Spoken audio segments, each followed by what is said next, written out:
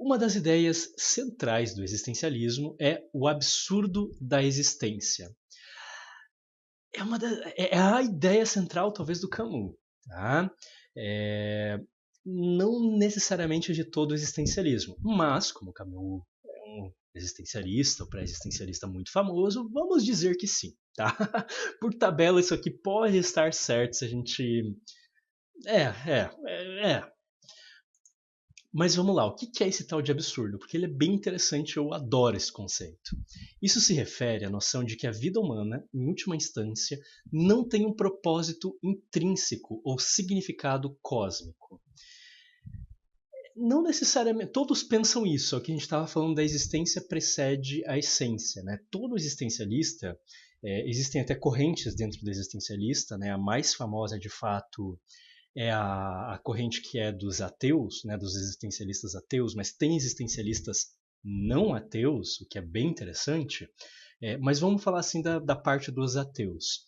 Eles são ainda mais fortes, né, em falar essa ideia aqui, né, de que a vida não tem um propósito intrínseco ou significado cósmico. O único que chamava isso de absurdo da existência era o Camus, mas todos pensam essa ideia aqui, pelo menos em alguma medida, né? Então, o Sartre ou Heidegger, vamos usar esses dois bem famosões como exemplo, né?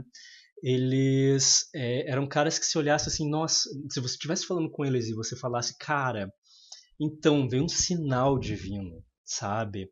Cara, isso aqui é vida me dando um sinal. Ah, tal coisa aconteceu por causa do karma, né? Porque eu fiz uma coisa boa.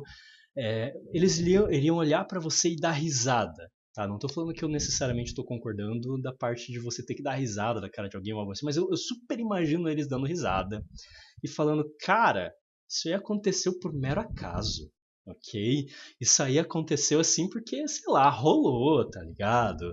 Para de ficar tentando achar significado onde não tem. Né? As coisas não aconteceram com um significado prévio. Porém, eles não acabam aí. Diferente do niilismo do Nietzsche, que é muito mais meio que acaba aí e tal, né?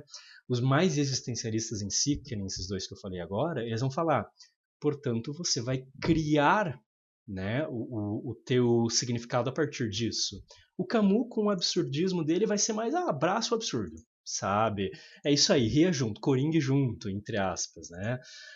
Aí você vai ser feliz. Os existencialistas vão falar: você não tem coisas que estão escritas em pedra, mas você interpreta o mundo à medida que você vai. E isso é muito importante, inclusive, para quem, por exemplo, para o Emil Frankl, né, que criou toda a logoterapia, que é a ideia da busca de sentido de uma maneira terapêutica. Ok? Ele até fala depois assim que o que há de mais humano é buscar sentido. Né? Então a gente está analisando o tempo inteiro. Então eles não estão falando não existe sentido. O que eles estão falando é não existe um propósito intrínseco ou significado cósmico, no sentido assim de não tem um sentido que está escrito, mas você vivencia as coisas e a partir da sua experiência você confere sentidos individuais às coisas. O Heidegger ele vai dizer, mas daí a sociedade coloca uns sentidos lá e você meio que tem que se desgrudar disso para conseguir viver a sua vida com qualidade, né? Então tem várias maneiras aqui, mas a ideia é que as pessoas dão um sentido para as coisas. É muito a ideia, por exemplo, de ética ou moralidade. De modo geral, os existencialistas vão falar, e isso aqui é uma coisa extremamente importante para pensar com questões de flexibilidade cognitiva em terapia, né? Eles falam assim, não existe uma ética, uma moral, né, que seja intrínseca, que esteja escrita num lugar que todo mundo vai concordar. Na verdade, quem cria a ética, quem cria a moral, são as pessoas e as sociedades a partir da existência humana.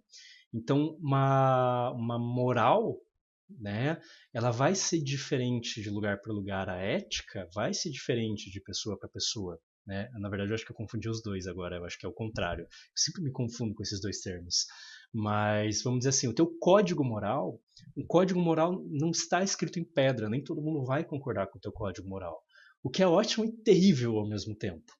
E boa parte das brigas que a gente tem entre casais, brigas profissionais, entre amigos, ocorre justamente porque muita gente acha que todo mundo pensa a mesma coisa que ela com relação ao código moral e a forma como ela vê a vida.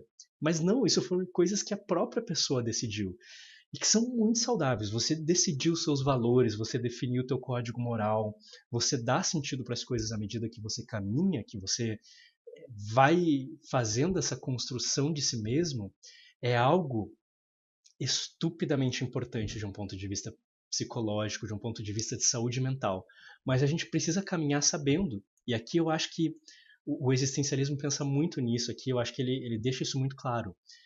Você faz a tua própria existência, mas não necessariamente os outros vão concordar com você. E você muitas vezes tem que estar aberto para isso. Ou saber quando traçar de maneira respeitosa uma linha com relação aos outros. Ou saber quando você vai traçar uma linha de maneira não respeitosa e você precisa defender o que você acha que é correto. Né? Todas essas opções podem ocorrer, só que você precisa entender você, entender os outros, para saber ler qual lugar é cada contexto, vamos dizer assim. Qual contexto é o contexto de agora, ok?